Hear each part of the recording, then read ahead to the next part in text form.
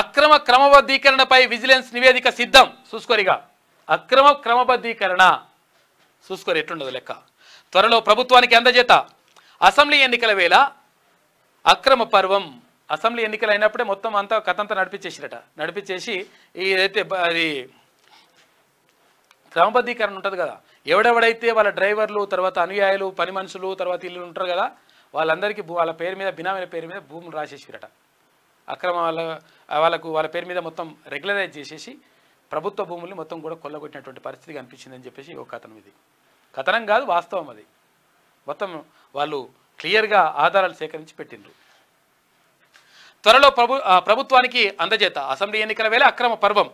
రాజధాని చుట్టుపక్కల ప్రాంతాల్లో యథేచ్ఛగా ప్రభుత్వ భూముల కబ్జా. రెగ్యులరైజ్ చేసిన అధికారులు ఇక బీఆర్ఎస్ నేతల ప్రమేయం. వారి ఇంట్లో పనివాళ్ళు, డ్రైవర్లు, కార్యకర్తల పేర్లపై క్రమబద్ధీకరణ చేసినట. ఇట్లా లంగ కథలని పడ్డారు. కోట్ల రూపాయల విలువైన స్థలాలను కారు చౌకగా కొట్టేసిన వైనం. వెలుగులోకి తెచ్చిన ఆంధ్రజ్యోతి. సీఎం ఆదేశాలతో విచారణ వేగవంతం చేస్తున్నారు. ఇప్పుడు ఇక చూసుకో లెక్క.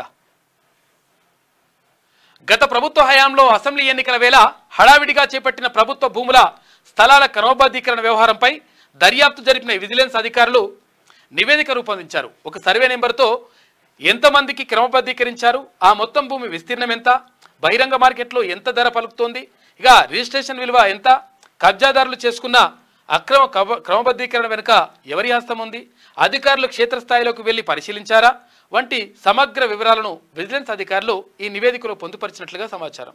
ఇక త్వరలో దీనిని ప్రభుత్వానికి అందజేయనున్నారు.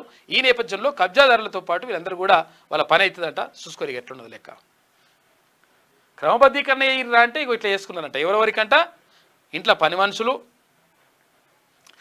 ఇంట్లో పనివాళ్ళు, డ్రైవర్లు, కార్యకర్తల పేర్లతోటి ఇట్లా ఇష్టం వచ్చినట్టుగా క్రమబద్ధీకరణ చేసుకున్నారంట.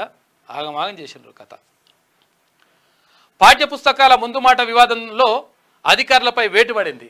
వేటు కాదు, వాళ్ళని నిజంగా వాళ్ళని శిక్ష చేయాలి, వాళ్ళకి మొత్తం మీద కేసులు పెట్టాలి, లోపలేయాలి దొంగలని. ఏం బిక్తున్నాడు ఆయన? లక్షల పుస్తకాలు మొత్తం ప్రింట్ చేసేటి మా సీఎం ముఖ్యమంత్రి కేసీఆర్ అని, విద్యాశాఖ మంత్రి కడియం శ్రీ అని రాస్తారు. ఇప్పుడు కూడా మనుషులేనా మీరేమన్నా? అరే పిల్లలకు పంపిణీ చేయాల్సినటువంటి పుస్తకాలకు సంబంధించి గింత కూడా సోయి లేకపోతే ఎట్లా? ముందు మాటలు ఏముండో కూడా చూసుకోరా? Minimum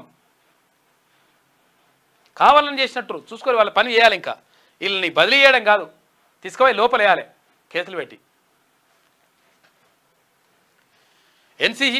NCERT director పాఠ్యపుస్తకాల press director బదిలీ చేసిందట. ముందు మాట కనిపించకుండా పుస్తకం అట్టకు తొలి పేజీని అతికించాలని ప్రభుత్వం నిర్ణయించిందట. ముందు మాట కనిపించకుండా అతికేసుడు మళ్ళీ ఏందో ఇక.